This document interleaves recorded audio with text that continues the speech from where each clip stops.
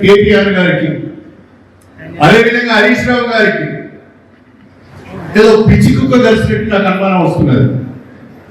వాళ్ళు రోజు ప్రతిరోజు పత్రికల్లో ఉండాలి, ప్రతిరోజు ఉదయం సాయంకాలం మీడియాలో ఉండాలనే తపన తప్ప మరొకటి లేదు. ప్రతిపక్షము ప్రభుత్వానికి తగు రీతిలో సలహాలు సూచనలు ఇవ్వాలి, విమర్శలు కూడా చేయాలి.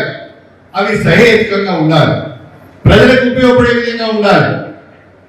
10 సంవత్సరాలు ఈ రాష్ట్రంలో అధికారాన్ని వెలగబెట్టి తెలంగాణ వనరులను కొల్లగొట్టి వేల ఎకరాల భూములను ధరణి అడ్డం పెట్టుకొని దోచుకొని వేల కోట్ల ఆస్తులను కూడబెట్టుకొని ఈరోజు శుద్ధపూస లెక్క మాట్లాడుతున్నారు. అరే మీకు అవినీతి గురించి మాట్లాడే, నీతి గురించి మాట్లాడే నైతిక హక్కు మీకు ఉందా అని అడుగుతున్నాను.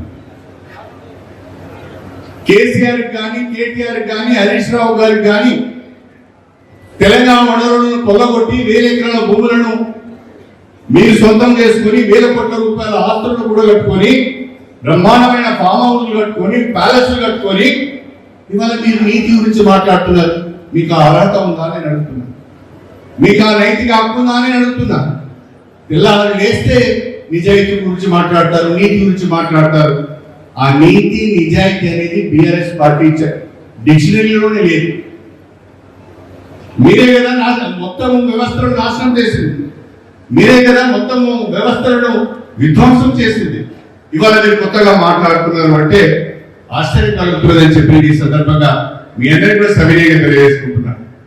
వాళ్ళు చేసిన విధ్వంసం, వాళ్ళు చేసిన అవినీతి, వాళ్ళు చేసిన అక్రమాలు కుటుంబాన్ని మొత్తం తెలంగాణ కుటుంబం గుప్పిట్లో పెట్టుకున్నారు. కాబట్టి ఇది ఏదో ఒక రోజు వీళ్ళ పాపం పడుతుంది, వీళ్ళు ప్రజల ముందుకు రావాల్సి వస్తుందని తెలిసే నేను బీఆర్ఎస్ లో ఉంటే ఆ బురద నాకు కూడా అడుగుతుంది, ఆ పాపం నాకు కూడా అడుగుతుంది అని నేను బయటకు వచ్చానని చెప్పి నేను ఈ సందర్భంగా తెలియజేస్తున్నాను.